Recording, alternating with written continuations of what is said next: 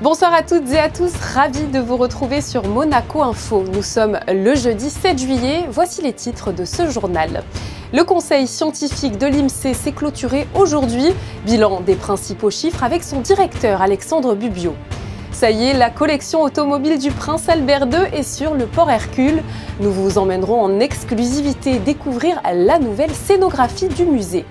Nous recevrons également dans ce journal le créateur Christian Louboutin.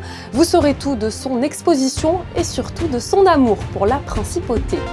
Mais nous débutons cette édition avec une conférence organisée ce matin par le gouvernement princier, par Extended Monaco et par la MAF. Cette conférence avait pour thème le numérique au service de la croissance du Private Wealth Management à Monaco. Le ministre d'État Pierre Dartout et le ministre des Finances et de l'Économie Jean Castellini étaient présents. L'occasion d'aborder différentes thématiques dont les nouvelles technologies qui bouleversent les métiers financiers. Le conseil scientifique de l'INSEE s'est clôturé ce matin. Pour nous parler de son contenu, nous recevons dans ce journal Alexandre Bubiot. Bonsoir à vous Alexandre. Bonsoir. Alors vous êtes le directeur de l'INSEE. Comment s'est déroulé le conseil ? Ce 14e conseil scientifique, donc c'est très bien déroulé. C'était la première fois pour moi le conseil en tant que directeur, puisque j'ai été nommé en novembre. Mais c'était mon 14e conseil, puisque je suis là depuis la création de l'INSEE. Donc ça s'est bien passé, le ministre d'État est venu clôturer ce conseil, a félicité l'INSEE et le conseil scientifique pour les travaux qui ont été accomplis dans l'année. Alors est-ce que vous pouvez nous dévoiler les grandes lignes qui sont ressorties de ce rendez-vous ? Premièrement, on a présenté nos publications. L'INSEE, c'est la première année, on a 58 publications sur une période comme ça. En plus, toutes nos publications sont maintenant simultanément traduites en anglais et mises sur le site. Donc il y a eu vraiment un surcroît de travail là-dessus. Donc ça, c'était la première partie, les publications. Et ensuite, il y a eu deux grands sujets dans ce conseil. Le premier, ça a été les données sanitaires et vaccinales, puisque le ministre d'État a souhaité l'an dernier que ce soit l'INSEE qui gère ces données, la publication, les calculs. Donc ça a été présenté aux membres du Conseil. Il y a eu pas mal d'échanges sur des données, la façon dont c'est calculé, la comparabilité avec d'autres pays, etc. Donc ça a été très très enrichissant. Donc ça c'était vraiment le premier point fort de ce Conseil. Et le deuxième point fort, c'est qu'on a présenté en avant-première aux membres du Conseil scientifique les premiers résultats de l'étude sur la mesure des écarts de salaire hommes-femmes. Donc c'était la première fois que ces chiffres étaient présentés, je dirais, au public, même si c'est un public restreint, puisqu'il n'y avait qu'une seule présentation qui avait été faite au gouvernement. Et cette étude sera rendue publique le 19 juillet lors d'une conférence de presse. Alors vous l'avez abordé un petit peu en début d'entretien, ce conseil consultatif permet aussi d'établir une feuille de route dans le domaine donc, du scientifique. Qu'est-ce qui va se passer pour l'avenir ? On a présenté cette étude sur la mesure sur les écarts de salaire, donc qui avait été fait avec le Comité pour la protection des femmes. Donc c'était une première coopération qui a très très bien fonctionné, comme l'a souligné M. Chiappori, le président du Conseil scientifique. Et là, d'autres collaborations se mettent en place, notamment avec le délégué interministériel pour l'attractivité, M. Frédéric Genta, avec une étude sur les retombées du fonds bleu, avec une étude aussi sur l'attractivité. Donc on est en train de travailler justement avec M. Genta et ses équipes pour leur fournir un maximum de données pour prendre des décisions sur l'attractivité de la principauté, quelles mesures à adopter. Mais on travaille, il y a aussi une collaboration qui est en train de se mettre en place avec la direction de la fonction publique sur la qualité de vie au travail. Donc on va arriver en soutien de ces directions pour les aider sur les enquêtes qui vont être mises en place. Donc c'est une aide à la fois technique sur l'envoi des enquêtes, mais aussi sur le traitement des retours, de la donnée. Et après, ce sera chaque direction qui publiera ses résultats. Ce n'est pas des enquêtes INSEE, mais c'est vraiment une collaboration étroite entre deux services. Et on est très très content de pouvoir leur apporter notre connaissance, notre savoir-faire sur ces sujets. Dernière question, vous en avez parlé aussi rapidement avec la sortie de la nouvelle édition du recueil Le Monaco en chiffres. On a parlé de la reprise de la croissance économique. Qu'est-ce qu'il faut retenir d'autre pour cette année ? 2021, c'est une bonne année. Donc on voit tous les marqueurs de la croissance être présents, que ce soit au niveau du commerce international, au niveau du chiffre d'affaires, de l'emploi. Tout est au vert. Donc ça se passe très bien. Après, je vous dis, il faut quand même relativiser, parce qu'il y a certains secteurs qui ont été très durement impactés par la crise et qui aujourd'hui, malgré une progression, un rebond, peinent à retrouver leur niveau d'avant la crise. On peut parler des autres activités de service, c'est-à-dire toutes les activités que l'on va retrouver autour de certaines manifestations, comme le Grand Prix de Formule 1. Donc effectivement, en 2020, pas de Grand Prix, pas de manifestation autour, donc un secteur très fortement impacté. 2021, on recommence à sortir la tête de l'eau, et là c'est vrai que 2022, les résultats sont encourageants pour ce début de saison. Merci beaucoup à vous, Monsieur Bubio, d'avoir répondu à nos questions. On retiendra que malgré tout, on restera positif, tous les voyants sont au vert. Merci à vous. Merci. Après avoir fêté la semaine dernière ses 120 ans, la Sûreté publique organisait cet après-midi à l'Auditorium Régnier 3 sa cérémonie de remise des cartes professionnelles. Le prince Albert II était présent, accompagné de Pierre Dartout, le ministre d'État, de Stéphane Valéry, le président du Conseil national, de Sylvie Petit-Leclerc, la secrétaire d'État à la justice, et encore de Patrice Célario, le conseiller de gouvernement et ministre de l'Intérieur. Il s'agissait de la 52e promotion d'élèves agents de police et de la 26e promotion d'élèves lieutenants de police. Cette promotion s'appelle la promotion Yann Benard, en hommage au lieutenant décédé à la suite d'un accident tragique de speed riding. Un mot de sport à présent avec la jeune cavalière monégasque Laura Gramaglia qui s'est qualifiée pour les championnats d'Europe de moins de 21 ans. Elle y participera avec son cheval Raya de Galone. Cet événement réunira l'élite européenne et se déroulera à Vic en Espagne au mois de septembre. On vous tiendra évidemment au courant de ses performances. L'AS Monaco FC continue sa préparation. Les Rouges et Blancs se mesuraient pour ce 3e test à l'Austria Vienne, 3e du championnat autrichien la saison passée. Les deux formations se sont quittées sur un match nul prolifique de partout. Et je vous informe que Philippe Clément et ses hommes iront disputer une nouvelle rencontre amicale face à Southampton le mercredi 27 juillet à 20h45 heure française. La collection automobile du souverain s'installe dans son nouvel écrin. Les voitures sont désormais à découvrir sur le port Hercule. L'inauguration officielle a d'ailleurs eu lieu ce jeudi matin en présence du prince Albert II et de la princesse Stéphanie. Vanessa Dessy, Julien Laugier et Gianfranco Bortolin ont suivi l'événement qui tourne une page de l'histoire de Monaco. Regardez.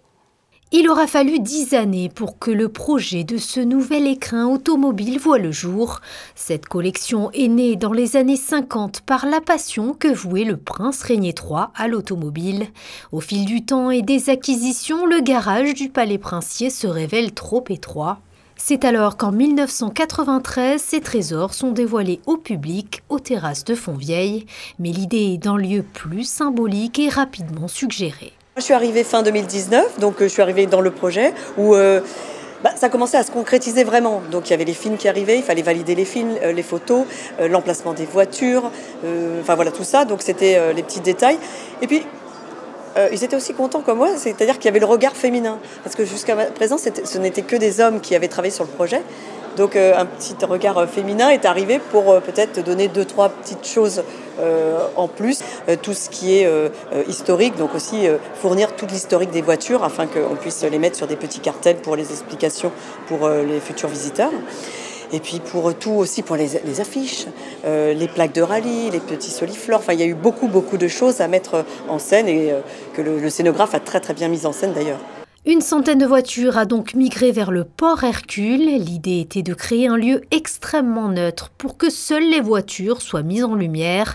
Avant même de penser à l'architecture, la principauté avait fait appel à une équipe de près de 150 personnes dédiées à la scénographie. Il y a deux choses qui le rendent acceptable, supportable. Enfin, en tout cas, on a essayé d'en tirer parti d'une certaine façon. C'est l'ouverture de grandes trémies, à l'intérieur desquels se développent des décors sur toute la hauteur des deux niveaux.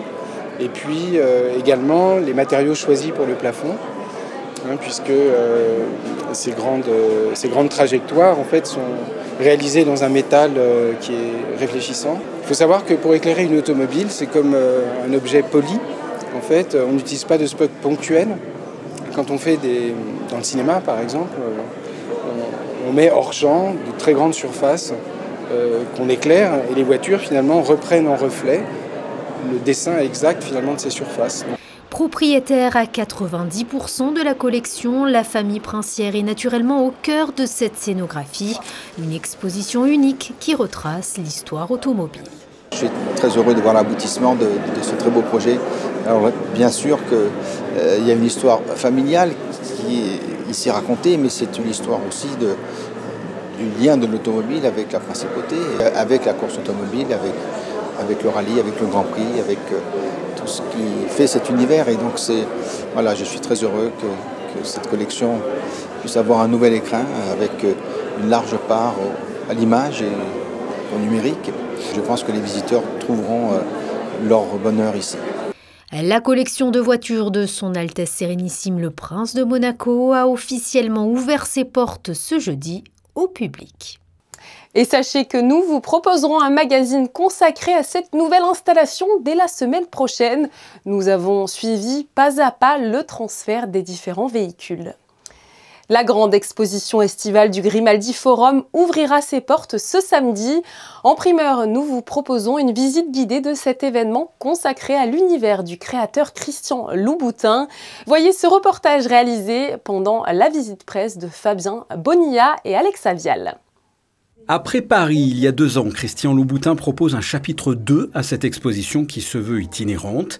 Son nom, l'exhibitionniste, le créateur de souliers qui s'arrache dans le monde entier par les plus grandes stars, se met à nu, ou du moins son imaginaire, à travers 14 salles sur 2000 m².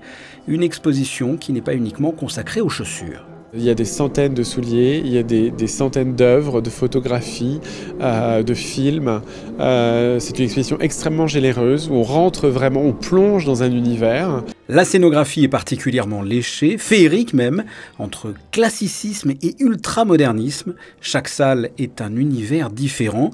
Même s'il y a eu un premier chapitre à Paris, cette exposition au Grimaldi Forum se veut inédite. C'est une exposition où Christian Louboutin, qui adore la Riviera, qui adore la Principauté de Monaco, a essayé d'amener toutes ces sources d'inspiration purement monégasques. Et donc il y a au-delà des collectionneurs et des musées qui ont prêté pour cette exposition, musée parisien, le musée des Arts Déco, le Victoria Albert Museum, le musée de la porcelaine de Sèvres, il y a également des prêts incroyables et très intéressants qui amènent cette touche particulière du musée océanographique, des collections du nouveau musée national. Et ça, c'est vraiment la chose intéressante.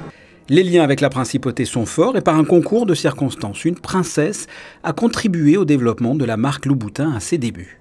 Quand il est tout jeune créateur, sa première boutique, passage du Rododard, rue Jean-Jacques Rousseau, par hasard, une femme d'une allure incroyable rentre, commence à essayer des souliers. Une journaliste américaine se trouve là, se dit « Mais mon Dieu, déjà Christian Louboutin a la princesse Caroline comme cliente ». Et voilà, donc c'est aussi une exposition qui se tisse avec beaucoup d'amitié, de choses, d'affinité artistique, de générosité, de complicité. Et ce caractère très joyeux, je pense, ne fait pas de mal dans notre époque contemporaine. Christian Louboutin, l'exhibitionniste, chapitre 2 à découvrir au Grimaldi Forum de ce samedi et ce jusqu'au 28 août. Et nous avons la chance ce soir d'accueillir dans ce journal le créateur de souliers et figure incontournable du monde de la mode, Christian Louboutin. Bonsoir. Bonsoir. Merci beaucoup d'être avec nous ce soir, d'avoir répondu à notre invitation. Alors, première question qui concerne justement cette exposition qui débutera donc ce 9 juillet. La scénographie s'étendra sur, je crois, 2000 m² et dévoilera des inédits liés à vos inspirations monégasques. Est-ce que vous pouvez nous en dire plus ? Alors, je pense qu'il faut venir voir l'exposition pour comprendre à quel point elle est monégasque. Mais la première exposition qui a eu lieu il y a 2 ans à Paris, était dans un musée qui comportait des très importants aquariums et qui était un musée où, quand j'étais petit, j'allais souvent. La première fois où j'ai voulu aller à Monaco quand j'étais adolescent avec mes parents, c'était pour voir le musée océanographique, qui est un musée extraordinaire. J'y suis retourné depuis assez souvent. Et il y a des collections extraordinaires. Donc il y a une partie de l'exposition qui est aussi dédié à montrer des collections du musée océanographique et d'autres collections qui concernent Monaco. Pourquoi avoir voulu que cette exposition intitulée, je le rappelle, L'exhibitionniste, chapitre 2, soit dévoilée à Monaco? C'était important pour bien la préparer, qu'elle soit préparée en Europe dans un bel endroit. Parce qu'ensuite, elle doit partir en Chine. C'était important pour moi de pouvoir vraiment, le second chapitre, de l'embrasser complètement. Et dans les conditions qui ont été les 2 dernières années, il fallait que ce soit un endroit qui ne soit ni hostile, ni compliqué, et surtout très beau. D'où le choix de Monaco.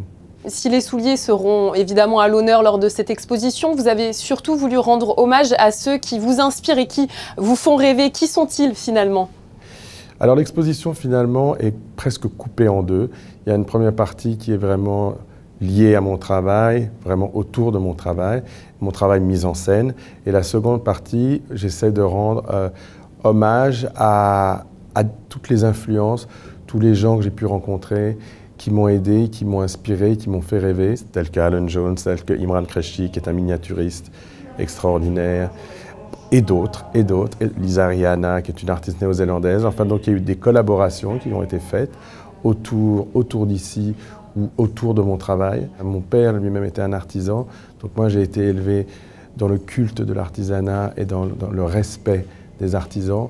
Et c'est une chose qui est importante pour moi. Les objets, les œuvres, c'est important. Donc on y voit beaucoup d'œuvres, beaucoup d'objets, de temps en temps des choses signées, de temps en temps des choses non signées. Elles sont mélangées pour expliquer que dans le fond, la signature, c'est un plus, mais ça n'est pas vraiment la chose la plus importante. La chose importante, c'est le regard qu'on pose sur un objet. Alors, je le rappelle, Monsieur Louboutin, l'exposition existait déjà et c'est un petit peu donc l'imaginaire monégasque qui vous a emmené à enrichir l'exposition. Exactement, le chapitre 2 est assez différent du chapitre 1. Le chapitre 1 était à Paris. Là, l'exposition est plus grande, elle est plus solaire. Et la deuxième partie, la partie des influences, est définitivement plus généreuse. Dernière question, Monsieur Louboutin, qui n'a rien à voir avec l'exposition, qui vous concerne et qui concerne le bal de la Rose. Il va se tenir demain. Vous, vous êtes occupé de la direction artistique. Racontez-nous. Quand Karl Lagerfeld est mort, la princesse de Hanovre m'a demandé si je pouvais prendre sa place en tant que directeur artistique du Bal de la Rose. Donc c'est une chose à laquelle j'ai immédiatement accepté, ça c'est la première chose, avec un grand sourire et un grand plaisir. Et voilà, et donc il était prévu d'abord pour 2020. On sait ce qui s'est passé en 2020, ensuite on sait ce qui s'est passé en 2021. Et donc on a tenu maintenant à le refaire. Donc c'est la première fois qu'il n'est pas en mars, mais qui est en juillet. Donc voilà, c'est une autre aventure aussi qui se jumelle avec l'exposition L'exhibitionniste à 24 heures. J'espère que je vais pouvoir tenir jusqu'à 48 heures. Merci beaucoup à vous, Monsieur Louboutin. Merci à vous. Bonsoir. Merci à vous, Monsieur Louboutin. Nous prenons à présent la direction du théâtre du Fort-Antoine. Comme chaque été, il reprend du service. Du 8 juillet au 2 août, c'est un théâtre vivant et éclectique qui vous sera proposé. Juliette Rappert et Hugo Comassa sont allés à la rencontre de la compagnie de la Cordonnerie qui se produira sur scène ce vendredi pour présenter Hansel et Gretel. C'est l'histoire d'Hansel et Gretel, d'une forêt, d'une sorcière affamée et d'une fin heureuse. La compagnie de la Cordonnerie propose une nouvelle version du conte des frères Grimm, non pas avec des enfants, mais avec des personnes âgées en ciné-théâtre. C'est un ciné-spectacle, c'est-à-dire c'est une représentation qui mêle du cinéma, du théâtre, de la musique live et des bruitages. Et dans notre version d'Hansel et Gretel ne sont pas des enfants, mais des personnes âgées en fait. Nous, on a décidé de faire un peu un contre-pied et d'actualiser, de moderniser, de réécrire plutôt en fait à l'heure actuelle. Et effectivement, l'abandon tragique des enfants, là, devient l'abandon tragique des parents âgés qu'on laisse dans la forêt. Le théâtre du Fort-Antoine soutient la création et propose différentes formes d'art pour un projet artistique novateur et unique. On propose un concert, ça a marché ces dernières années, des projets comme ce soir autour de la musique, du cinéma, voilà, donc de proposer vraiment tout plein de pépites artistiques. On mise sur des spectacles tout public. On a 2 spectacles, donc ce soir et la dernière du festival, qui seront des spectacles familiaux.